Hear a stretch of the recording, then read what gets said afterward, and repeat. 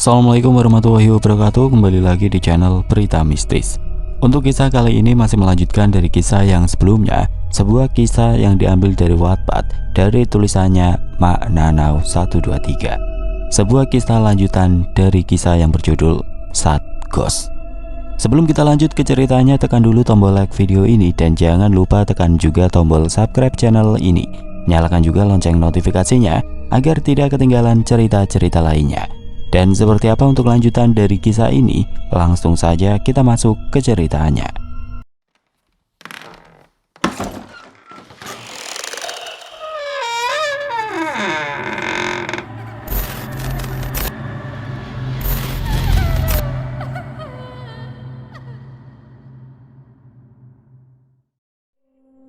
Agnes sudah memakai dress kode cukup rapi. Ia juga sudah mempersiapkan papan nama ukuran sedang yang nantinya akan ia kalungkan di lehernya. Tidak lupakan topi kerucut warna-warni yang juga sudah diperintahkan dari sananya. Yang paling penting, Agnes sudah mengirim foto pada sang kekasih. Sebelum berangkat tentunya ia meminta doa sang mama dan juga ayahnya. Semoga lancar ya sayang, jangan lupa bekal yang mama siapin dimakan, ucap Mona perhatian. Agnes mengangguk patuh lalu mencium punggung telapak tangan kedua orang tuanya. Sebenarnya Agnes juga merindukan Friska, tetapi Friska memilih bersekolah sampai kuliah di LA. Jadi sudah sekitar 3 tahun lamanya Agnes tidak melihat wajah Friska. Gadis itu pasti sudah terlihat dewasa karena ia sudah memasuki sekolah menengah atas. Dengan segera Agnes pergi diantar supir pribadinya. Tidak dengan Kevin karena pria nakal itu sengaja terlambat ke kampus agar ia tidak panas-panasan di lapangan mendengarkan sang senior yang bicara panjang lebar. Tentu saja Agnes tidak sendiri. Kelima pocong itu terbang di atas udara mengikuti Agnes. Sesampainya di kampus, para maba diharuskan berkumpul di lapangan. Ya, seperti ospek pada umumnya. Senior di kampus akan menjelaskan panjang kali lebar seraya memperkenalkan diri, sekaligus menjelaskan apa saja yang akan dilakukan saat masa ospek berlangsung. Semua maba berkumpul di lapangan. Akan tetapi mendadak kepala Agnes pusing. Jangan masuk, lirihnya lalu ia tidak sadar dengan apa yang terjadi. Rupanya penghuni di kampus itu merasuki Agnes. Mereka jahat, mereka membunuhku, mereka jahat. Para maba terkejut panik, senior-senior juga ikut panik. Keluar dari tubuh Agnes atau berhadapan sama kita, ancam Yokaki menantang. Tidak ada apa-apanya denganku, pocong-pocong sialan. Mendengar itu mendadak beberapa maba jadi salah paham. Buset, gua ganteng gini disebut pocong, lo bukan setan. Gua pacarin loh, ucap salah satunya. Seorang pria datang menghampiri sebelum Sad Ghost menyerang. Rupanya pria itu lebih dulu menolong Agnes. Ya ampun, ganteng banget. Aduh, mirip banget sama masa depan gua. Itu komentar dari kedua hantu konyol seperti Mayang dan Sunadi. Sementara pocong laki-lakinya terlihat sebel karena hantu betina itu terus memuji pria itu. Tidak hanya dari kalangan hantu saja, tapi banyak juga yang mengagumi ketampanan pria itu. Pria itu membacakan Al-Fatihah, ayat kursi, lalu kemudian surat Al-Baqarah. Bukan hanya hantu yang ada di dalam tubuh Agnes saja yang keluar, tapi geng Sad Ghost juga kabur mendengarnya karena kepanasan. Gak pernah berubah, selalu ceroboh, dasar gadis aneh, pikir pria itu. Karena tidak sadarkan diri maka pria itu membawa Agnes menuju UKS. Tapi terlihat di sana ada gadis yang nampak kesal melihat pria itu menggendong Agnes menuju UKS. Maklum saja pria yang saat ini menggendong Agnes adalah pria yang banyak menjadi rebutan para gadis cantik. Jadi jika ia menggendong satu gadis, maka akan ada ribuan gadis yang patah hati. Agnes terbangun dari tidur sementaranya. Ia melirik ke sekitaran. Samar-samar ia melihat seorang pria berparas tampan dengan ekspresi wajah datarnya. Agnes mencoba bangun, tapi kepalanya masih pusing hingga pria itu memintanya jangan memaksakan diri. Lama-kelamaan Agnes semakin jelas melihat wajah itu dan dia adalah Kak Langit. Ya, pria itu masih bersikap dingin, tidak berubah. Untung saja perilakunya saja yang dingin, bukan tubuhnya. Jika tubuhnya dingin, serem juga. Kak Langit kuliah di sini, ambil Aduh, kepalaku sakit banget. Ringisnya memegang kepalanya yang masih sakit. Jangan maksain bangun. Kak Langit kuliah di sini? Iya. Kak Langit ambil jurusan apa? Hukum. Kak, aku tadi kenapa? Kesurupan. Ngobrol sama Kak Langit kayak ngobrol sama es batu. Langit hanya terdiam. Lalu kemudian ia mengambil minyak kayu putih untuk menghangatkan gadis itu. Hirup. Agnes menurutinya dan menghirup aroma dari minyak kayu putih tersebut. Hingga kini ia merasa tenang. Kak Langit, tadi saya tanya ngomong apa? Gak apa-apa. Ish. Kesal karena selalu dicuekan seperti itu, maka Agnes memilih turun dari tempat tidur. Lalu ia pergi keluar UKS. Lagi pula rasa pusingnya sudah berkurang. Mengikuti kegiatan ospek rupanya membuat Agnes letih. Ia segera meminta Kevin menjemputnya.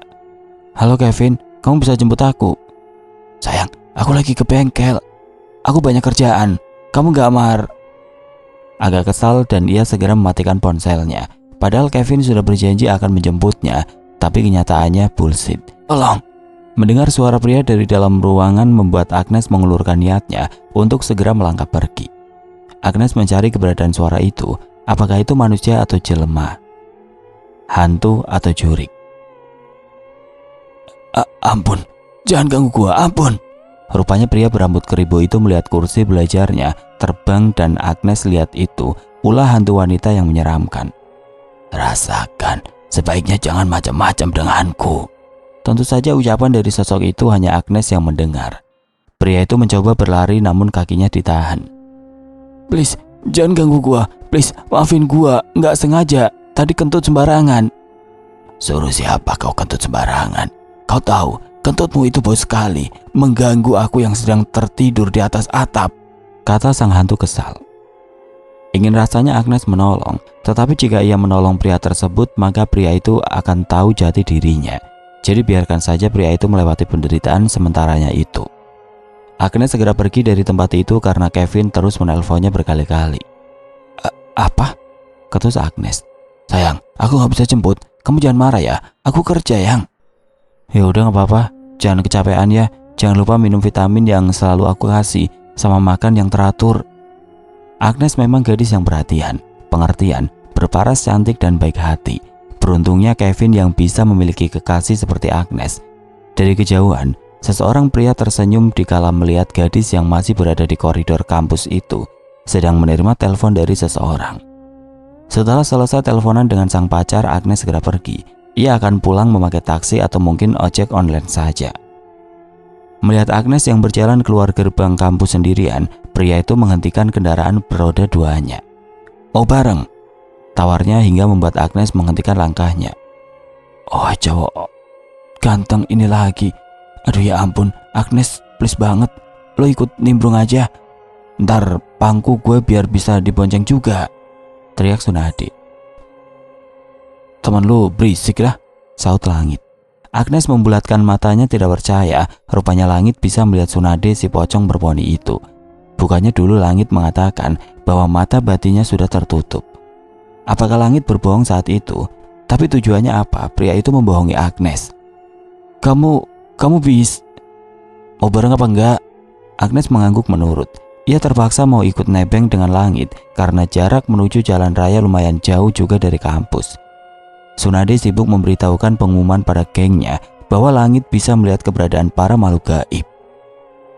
Jadi nanti guys, kita berpencar. Gua dan Mayang minta tolong pada Abang Langit yang ganteng, sementara lo para jantan minta tolong sama Agnes, gimana? Usul Sunade.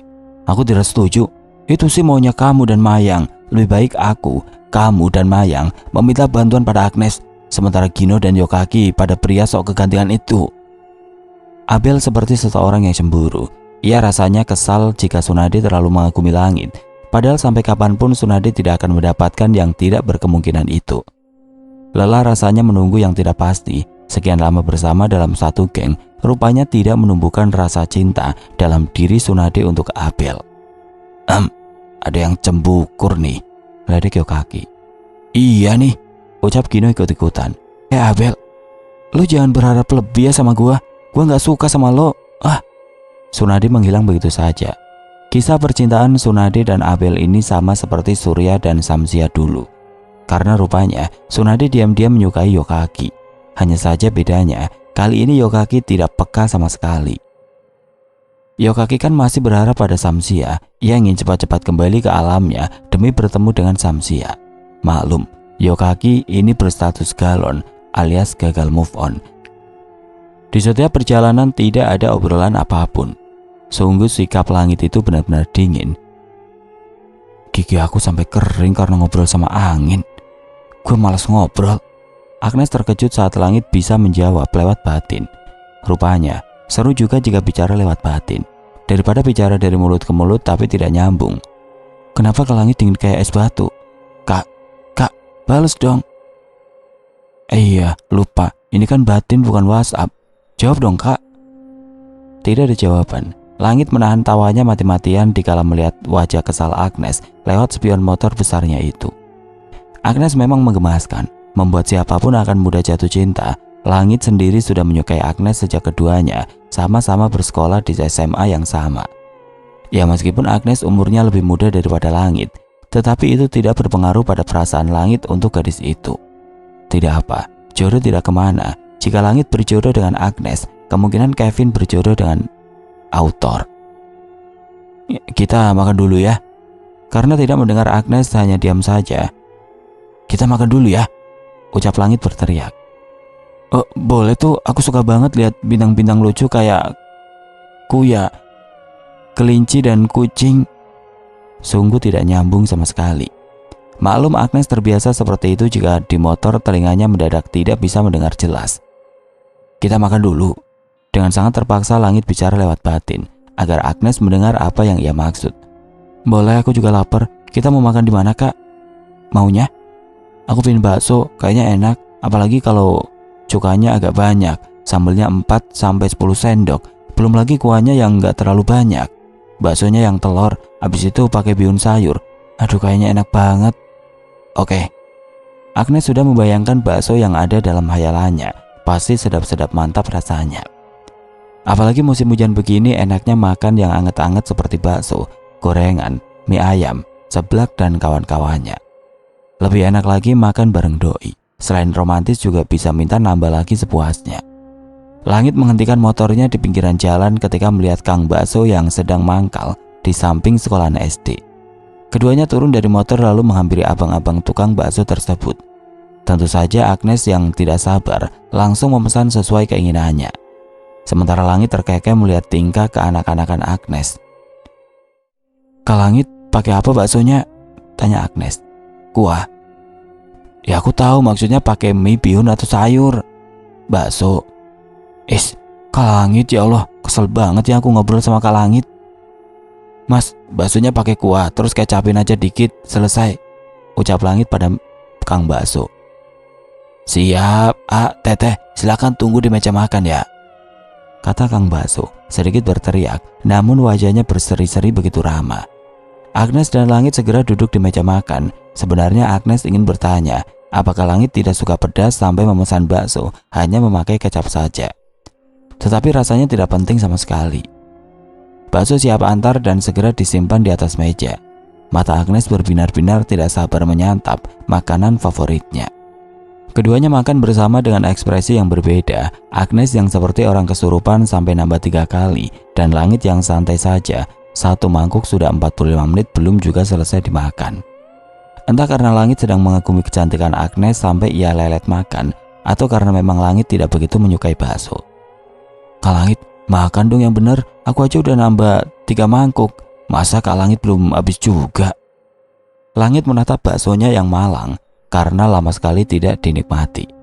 Sampai kuahnya dingin, lalu kemudian pria itu memutuskan untuk berhenti memakannya. Ya kok nggak makan? Kasihan tahu Kak baksonya. Nanti kakak punya pacar bewokan loh. Ancam Agnes tidak masuk akal. Gue masih normal. Apa hubungannya bewokan sama normal? Emang ada cewek bewokan? Bisa jadi kan bulu hidungnya berbewok atau bulu keteknya lebat. Langit acuh saja dengan ekspresi wajah yang datar. Agnes itu sangat lucu. Ingin rasanya Langit mengatakan itu meskipun dalam hatinya. Tetapi rupanya selain sikapnya yang dingin, pria itu juga memiliki gengsi yang tinggi.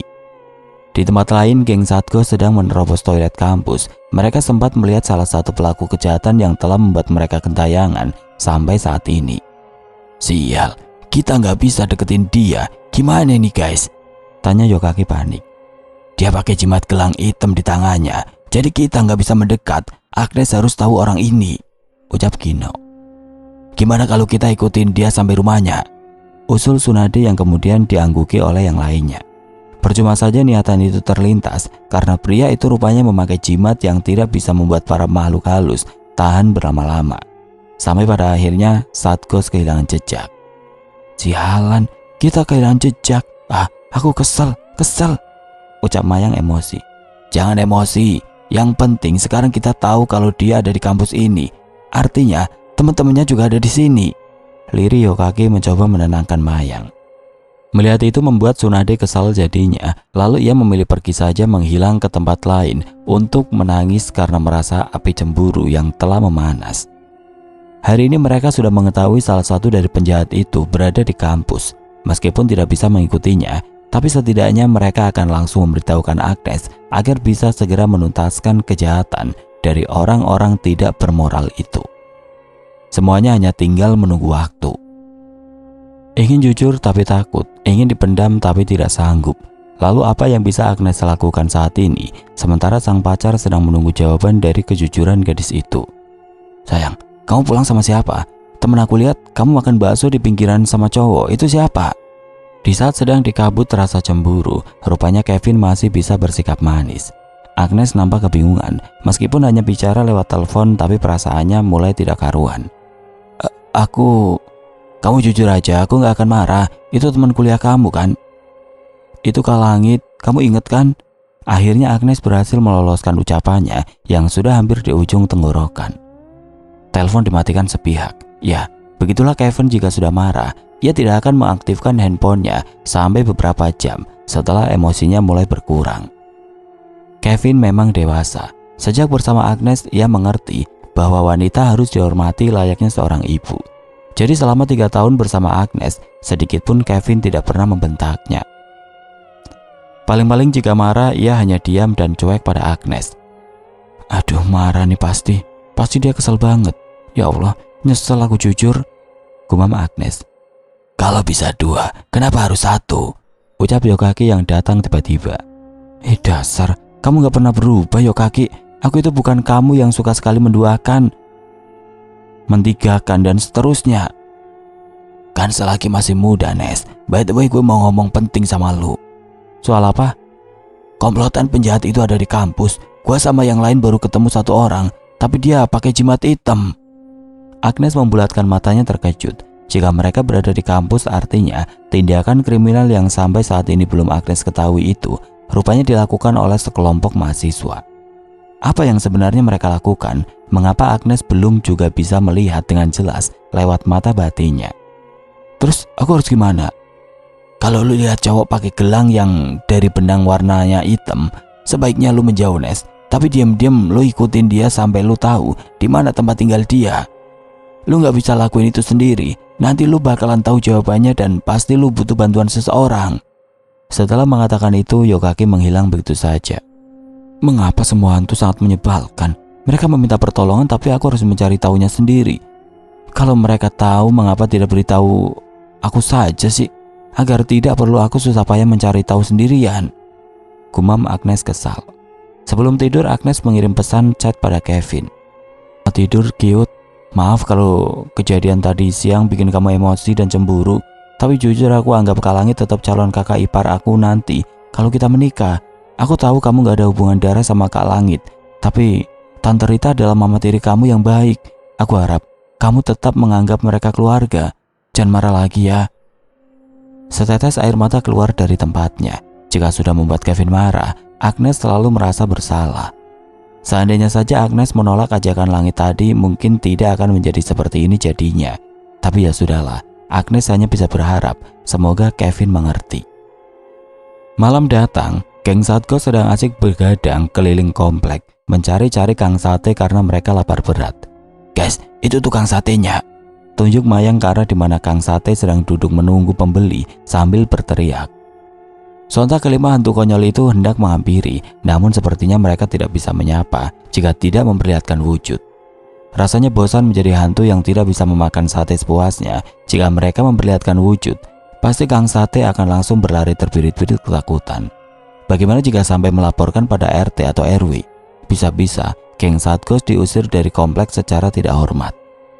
Jadi dengan sangat terpaksa Mayang harus menyamar menjadi manusia, lalu membeli sate yang banyak untuk ia bagi bersama teman-temannya. Hanya dengan mengucapkan mantra seperti itu sambil berjoget ala-ala TikToker, akhirnya Mayang bisa berubah menjadi manusia. Sontak Yokaki terkejut dan matanya berbinar-binar melihat wajah cantik Mayang. "Mayang, lu cantik banget," pujinya hingga membuat Mayang malu-malu. Sementara Tsunade benar-benar kesal. Seandainya saja Tsunade juga bisa berubah wujud, namun sayang sekali ilmunya tidak setinggi Mayang. Ya, Mayang bisa berubah menjadi manusia hanya dalam waktu 15 menit. Selebihnya, ia akan berubah menjadi wujud sebenarnya lagi. "Mayang, cepetan sana, kamu pesan 250 tusuk, cepat." Tita Abel tidak sabaran. "Siap, aku pesan sate dulu ya." Mayang kini sudah berdiri di samping Kang Sate. Ucapnya berdem seraya menyapa Kang Sate. Neng Gelis, mau pesan sate?" "Iya, 250 tusuk." "Gak kebanyakan." "Ayo buatkan, aku dan teman-temanku sudah sangat lapar." Oke Neng." Kang Sate segera mempersiapkan 250 sate untuk dibakar. "Terlalu lama jika dibakar, aku mau mentahnya saja, cepat bungkus." "Neng mau makan mentah-mentah?" "Bukan urusanmu, cepat bungkus." Kang Sate itu langsung saja membungkus 250 sate ke dalam plastik. "Ini Neng." Mayang langsung mengambilnya kasar. "Ini uangnya." Mayang memberikan uang 500.000 rupiah. "Neng, kembal." "Untuk abang saja." Kang Sate membulatkan matanya terkejut saat melihat sosok yang ia anggap manusia itu menghilang begitu saja. Lalu saat ia melihat ke arah tangannya yang menerima uang 500.000, tiba-tiba uang itu berubah menjadi daun. "Dasar setan gendeng, bisa-bisanya dia menipu saya. Bisa rugi saya kalau begini caranya. Mana bisa daun jadiin beras, minyak, dan kebutuhan rumah tangga lainnya." Kang Sate menangis histeris bahkan sampai duduk di atas aspal. Saking kesalnya, ia sampai berguling-guling tidak jelas sambil menangis. Malang sekali nasib Kang Sate. Mungkin ia tidak akan lagi menjadi tukang sate. Mungkin esok lusa dan seterusnya, ia akan menjadi tukang servis payung atau menjadi anak buah limbat saja. Sementara saat ini, Satgos sedang menikmati makan malamnya dengan sate yang Mayang pesan. Lalu mereka tertawa-tawa menikmati indahnya pemandangan kuburan Cina di malam hari, disertai dengan pohon beringin yang besar. Belum lagi hembusan angin malam seolah membawa dalam kedamaian. Seolah mereka tidak peduli dengan keadaan Kang Sate yang sudah menangis-nangis tidak karuan akibat kerugian yang mereka buat. Suatu malam, tepatnya malam Jumat Kliwon, di mana menurut banyak orang saat itu banyak hantu berkeliaran termasuk geng Satgos. Si Udin yang usianya menginjak 5 tahun baru saja pulang dari mengaji. Di tempat yang agak sepi dan agak gelap yang rimbun dengan pohon bambu, bulu kuduk Udin mendadak merinding. Tepat di tikungan di mana terdapat pohon beringin besar, langkah Udin terhenti dan matanya tertuju pada sosok putih yang berdiri di tengah jalan.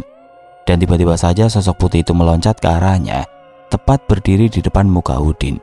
Melihat sosok tersebut dengan wajah putih pucat, bulu mata lentik karena habis ke salon, tapi tubuhnya seperti guling, ia menyadari bahwa itu adalah pocong.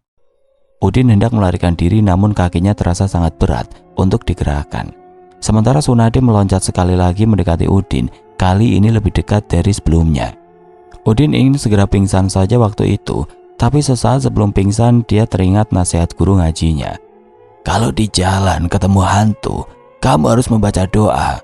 Begitu nasihat Pak Ustadz. Maka Udin pun hendak melakukan apa yang dinasihatkan oleh Pak Ustadz. Tapi di tengah ketakutannya, dia juga kebingungan doa apa yang harus dibaca. Sementara yang ia tahu hanya doa mau makan saja. Daripada tidak sama sekali, akhirnya dibacakanlah doa mau makan oleh Udin sambil menundukkan muka dan tangan agak terangkat ke atas seperti orang hendak makan. "Allahumma barik lana fima ruzaktana wa qina adzabannar." Mendengar doa mau makan tersebut, Tsunade kaget, kemudian kabur loncat tunggang langgang. Setelah agak jauh, Tsunade mengumpat si Udin.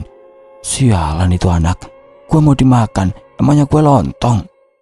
Yokaki datang menghampiri Tsunade yang ngos-ngosan tidak menentu. Lu ngapa dah? Kayak orang habis dikejar setan.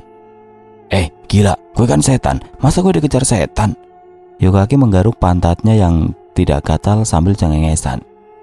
Gue itu habis dibacain doa makan sama anak kecil yang baru pulang ngaji. Sialan, dikira gue lontong kali. Sontak saja Yukaki tertawa terbahak-bahak.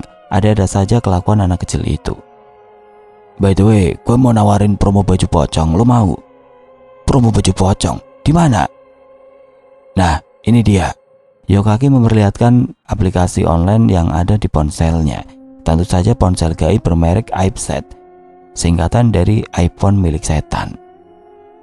Mata Tsunade berbinar-binar dikala melihat baju warna-warni keluaran terbaru untuk para pocong yang ada di Indonesia. Gue mau banget, pesenin dong, teriak Tsunade gembira.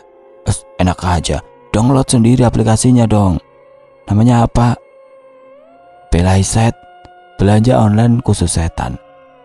Aplikasi Belaiset adalah sebuah aplikasi berbasis mobile yang bisa digunakan untuk berbelanja secara online. Lo bisa pesan apapun di sini, tinggal ketik di pencariannya lo mau pesan apa. Dan lo bisa dapat barang diskonan yang keren-keren, ucap Yukaki bergaya ala-ala promo. Sementara Tsunade mengangguk, mengerti, lalu keduanya menghilang hendak mengumumkan kepada anggotanya akan adanya diskon 50% di aplikasi tersebut. Masa ospek telah berakhir. Kini tidak ada lagi permainan konyol yang senior perintahkan. Tidak ada lagi bentakan dari para senior yang membuat Agnes harus diam-diam menangis.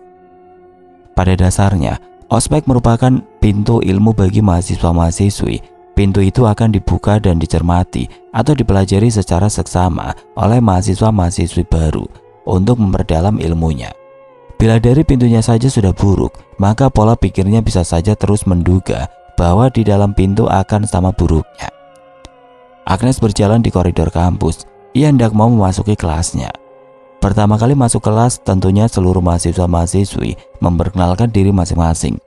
Rupanya dosen pembimbing di kelas Agnes sangat ramah dan baik, hingga mahasiswa yang berada di kelas nyaman dengan berbagai penjelasan dari dosen tersebut. Singkat cerita, Agnes hendak ke toilet sebelum pulang. Namun saat berada di depan toilet, ia mendengar suara orang menangis di dalam sana. Kayak ada yang nangis, gumam Agnes. Karena penasaran, maka Agnes melangkah masuk ke dalam, hendak menghampiri seseorang yang sedang menangis itu. Agnes memperhatikan dengan seksama wanita yang berdiri membelakanginya. Ia tahu bahwa wanita itu bukanlah manusia, sebab Agnes memperhatikan kakinya yang tidak menginjak tanah. Aroma busuk menyengat, rambutnya panjang melewati mata kaki, terutama bajunya yang penuh bekas darah. Agnes mendekat.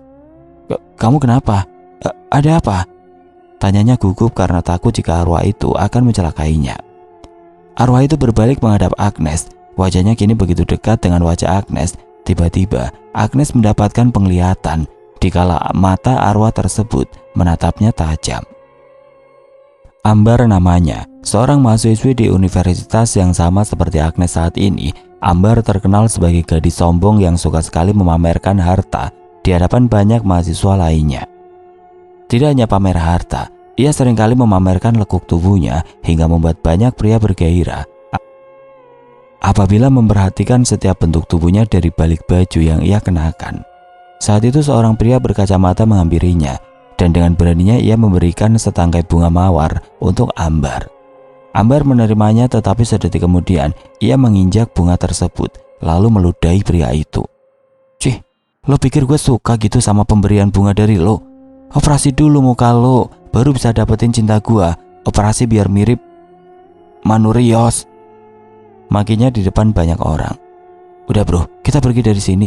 Percuma, lu cuman jadi bahan hinaan, ujar teman si pria culun itu. Seminggu kemudian pria culun itu mengubah penampilannya. Ia tidak lagi memakai kacamata.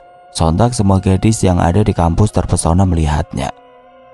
Bagaimana bisa seorang pria culun bertompel malah menjadi sangat tampan dengan gayanya yang super keren? Pertanyaan itu terlintas di pikiran para gadis yang melihatnya. Ambar yang melihat itu sontak terlena, dan malah ia sendiri yang mendekati pria itu. Bimo, kok lu jadi ganteng gini sih? Seperti magnet, gadis yang semula menghinanya kini malah menempel dan seolah menggodanya. Kalau gini, lu mau jadi cewek gua? Mau banget dong. Mendengar itu membuat Bimo tersenyum semirik. Begitupun dengan kedua temannya. Bimo sudah berjanji apabila ia bisa mendapatkan ambar, maka tubuh ambar akan dinikmati olehnya dan kedua teman-temannya. Singkat cerita, Bimo dan Ambar melakukannya di toilet kampus. Entah mengapa Ambar seperti orang terhipnotis yang mau menuruti semua yang Bimo perintahkan. Tidak hanya Bimo saja, Ambar juga melayani kedua temannya Bimo. Anjir, gua pikir dia udah gak perawan, ternyata sempit banget men, lirik Faisal teman Bimo. Yo iya enak banget ah, ucap Ciko yang juga teman Bimo. Ketiga pria brengsek itu berhasil menikmati tubuh Ambar di toilet kampus, tidak hanya sekali. Tetapi seiring berjalannya waktu mereka seringkali melakukannya lagi dan lagi.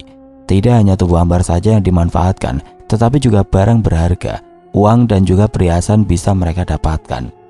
Beberapa bulan kemudian, saat itu Ambar merasa gelisah. Ia merasa dirinya benar-benar berada dalam pengaruh yang salah karena orang tuanya melihat sisi Ambar yang berbeda. Maka mereka mengirim ustadz untuk meruqyah Ambar. Hingga saat itu pula, pengaruh negatif itu hilang.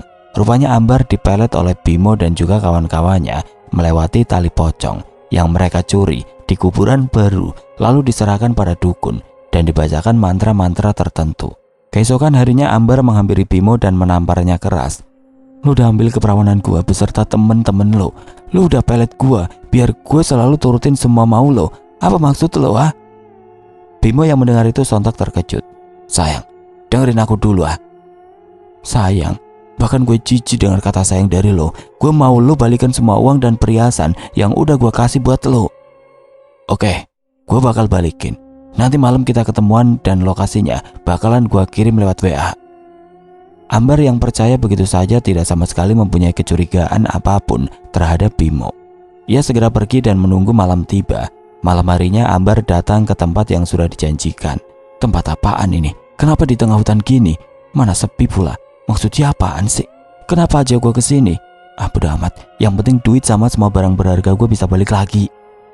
Bimo datang bersama kedua temannya, lalu tanpa basa-basi kedua temannya itu, Faisal dan Ciko, langsung mencekal tangan Ambar sampai ia tidak bisa berontak lagi. Apaan ini? Lepasin gua. Bimo, lo mau apa? Lo udah janji sama gua buat ngebaliin semuanya. Ambar sayang, makanya jadi orang jangan songong. Belagu bahkan sampai lu berani ludahin gua depan banyak orang. Sampai akhirnya gua terpaksa lakuin hal di luar logika lu. Gua nggak puas kalau cuma nikmatin tubuh dan duit lu selama 3 bulan doang. Tapi lu keburu bisa sadar. Gimana sih ceritanya? Lu bisa sadar ah? Tapi gua nggak peduli. Yang terpenting sekarang lu harus mati. Jangan Bim, maafin gua. Biarin gua tetap hidup, please gua mohon. Lu bakalan cerita banyak sama orang-orang dan gua nggak akan biarin itu terjadi. Jadi, cerp. Ambar berakhir tragis dengan pisau yang menancap di perutnya beberapa kali. Lalu mayatnya dibuang ke jurang yang sangat dalam. Dan ketiga pria itu masih berada di sekitaran kampus. Mereka mencari korban selanjutnya untuk tumbal yang diwajibkan oleh sang dukun. Penglihatan Agnes kembali normal, tapi ia tidak dapat menemukan arwah Ambar di hadapannya. Jadi Ambar dibunuh dan mayatnya dibuang ke jurang. Gumam Agnes tidak menyangka. Ia buru-buru keluar dari toilet. Saat baru saja keluar toilet, tiba-tiba seorang pria menghampiri Agnes lalu mencolek dagu Agnes tidak sopan. Melihat wajah pria itu sontak membuat Agnes ingat betul bahwa pria itu yang ada dalam penglihatannya. Manis, habis pup ya? Kok lama banget di toilet? Kamu jangan kurang ajar ya. Bukannya kamu yang kurang ajar ya sayang. Kamu gak lihat ini toilet pria? Tunjuknya pada simbol bacaan toilet pria. Sungguh Agnes merasa tadi ia masuk ke toilet wanita bukan pria. Tapi mengapa bisa simbol itu berubah? Tentu saja tanpa Agnes ketahui, yang mengubah adalah Bimo, si pria yang mencari mangsa sebagai aset keuangan beserta pemuas nafsunya. Lalu setelah itu ia akan menjadikan mangsanya sebagai tumbal. Saat pria itu hendak memegang pundak Agnes, tiba-tiba sebuah tangan menahannya, lalu menatap pria itu dingin. Jangan sentuh dia, ucapnya tajam. Setelah mendapat penegasan dari langit, maka Bimo segera pergi, berlalu dari hadapan Agnes. Makasih kak, tadi kalau kak Langit nggak ada, pasti aku udah kehipnotis. Lo tahu? Kak, apa kak Langit tahu arwah Ambar? Langit menarik tangan Agnes menuju tempat lain. Rupanya Langit membawa Agnes ke hadapan Mading. Di sana Agnes melihat wajah Ambar dan berita bahwa dirinya hilang sudah dari 2 bulan yang lalu. hilang. Jelas-jelas aku tahu kalau... Gue tahu, tapi gue belum bisa nemuin mayatnya. Dia sering datang ke gue, tapi gue tolak kehadirannya karena gue gak mau ikut campur. Baru kali ini Agnes mendengar Langit bicara banyak terhadapnya. Iya kak, aku juga tadi cuma lihat lewat penglihatanku kalau dia dibuang ke jurang, cuma aku gak tahu jurang mana. Keduanya duduk di kursi sudut kampus. Sebelum pulang sepertinya keduanya harus bicara banyak soal apa yang terjadi di kampus. Kampus ini memang megah, besar, mewah, dengan segala fasilitasnya, tapi tetap saja terlihat kotor kalau ada orang-orang jahat yang masih belum terselidiki, ucap Agnes. Ucapan Agnes benar adanya. Sudah lama ketiga pria itu masih berada di sekitaran kampus, menjelma sebagai manusia, namun perilaku sudah seperti iblis jahanam. Tapi jika Agnes ingat-ingat, ia tadi sempat lihat tangan Bimo yang memakai gelang dari benang hitam. Kalau lu lihat cowok pakai gelang yang dari benang warna hitam, sebaiknya lu menjauh, Nes. Tapi diam-diam lu ikutin dia sampai lu tahu di mana tempat dia tinggal. Lu nggak bisa lakuin itu sendiri. Nanti lu bakalan tahu jawabannya dan pasti lu butuh bantuan seseorang. Ya, Agnes ingat betul dengan apa yang Yokaki katakan padanya. Jika pria itu adalah pria yang dimaksud Yokaki, artinya mereka pun ada hubungannya dengan geng Satgos. Misteri ini benar-benar membuat Agnes pusing. Kenapa diem? Tanya Langit yang menyadari Agnes termenung. Kak, apa kakak tahu di mana mereka tinggal, kak? Mereka siapa? Itu cowok tadi, namanya Bimo kan. Dia punya dua teman namanya Faisal dan Ciko. Mereka bertiga orang-orang jahat yang udah pelet Ambar. Manfaatin Ambar terus bunuh Ambar kan? Langit tidak terkejut dengan pernyataan itu, karena sebenarnya ia sudah tahu lebih dulu masalah itu saat Ambar datang menceritakannya. Bukan Langit tidak peduli, tetapi Langit tidak ingin ikut campur. Langit hanya bisa mencegah setiap kali Bimo dan kawan-kawannya mencari mangsa lainnya lagi di sekitaran kampus. Akan tetapi tentunya Langit tidak bisa mengawasi ketiga pria itu selama 24 jam. Namun setidaknya ia sudah berusaha mencegah adanya korban mahasiswi yang hilang lagi di kampus karena dibunuh dan dijadikan tumbal. Sebaiknya lo gak perlu ikut campur urusan itu, Nes, karena terlalu berbahaya. Tapi ini menyangkut Satgos. Ini menyangkut mereka yang pengen pulang ke alam mereka dengan tenang. Satgos siapa? Udahlah, aku lagi gak mau cerita sama kamu. Percuma saja kamu gak akan ngerti, kak. Agnes segera pergi dari hadapan Langit, karena di depan gerbang kampus sana sudah ada Kevin yang menjemput. Langit tersenyum samar. Lucu. Baik, liriknya pelan. Kevin sudah memasang wajah cemberut. Ia tahu betul bahwa kekasihnya tadi sedang mengobrol dengan Langit. Ya meskipun Agnes sudah menjelaskan puluhan kali, tetap saja Kevin sebagai seorang kekasih yang mencintainya akan merasa cemburu. Ayo naik, ucapnya dengan ekspresi wajah datar. Is Kevin, kamu cuek banget. Kamu marah aku tadi ngobrol sama Kak Langit. Jujur tadi itu aku hampir kena hipnotis sama cowok. Mata Kevin membulat sempurna. Hipnotis? Cowok mana yang berani menghipnotis kamu, ah? Sini, biar AA basmi. Kevin berdiri lalu bergerak seperti orang hendak pencak silat. Agnes tertawa terbahak-bahak. Sungguh pacarnya itu benar-benar konyol dan tidak tahu malu. Padahal jelas-jelas banyak mahasiswa yang baru keluar gerbang dan memperhatikannya sambil tertawa-tawa kecil. Kevin, kamu apa sih? Kayak orang gila tahu nggak begitu? Ledek Agnes. Sayang, aku serius loh. Siapa yang berani mau hipnotis my baby bala-bala aku? Aku mau cerita banyak sama kamu, tapi nggak di sini. Oke, kita pergi kemana hari ini? Kita ngobrol di taman aja ya sambil minum es krim. Rengek Agnes dengan ekspresi wajah seperti anak kecil yang benar-benar menginginkan es krim. Siap sayang. Saking semangatnya Kevin melajukan motornya terburu-buru. Padahal Agnes belum naik ke atas motornya. Kok enteng ya? Kevin, aku kan belum naik. Teriak Agnes menghentakkan kakinya kesal dari kejauhan sana. Kevin segera memundurkan kembali motornya, lalu tersenyum tanpa dosa di hadapan Agnes. Dasar pacar gak ada akhlak, pekik Agnes kesal. Maaf, abis aku terlalu bersemangat. Agnes segera duduk di jok belakang. Walaupun banyak yang memperhatikan keduanya, Agnes dan Kevin tidak peduli.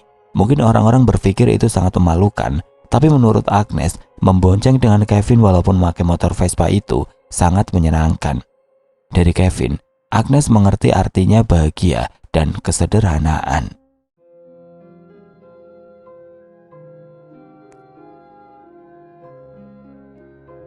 Oke teman-teman, sampai di sini dulu ceritanya. Nantikan kelanjutan kisah ini di video berikutnya. Agar tidak ketinggalan, klik tombol subscribe channel ini dan nyalakan lonceng notifikasinya. Wassalamualaikum warahmatullahi wabarakatuh.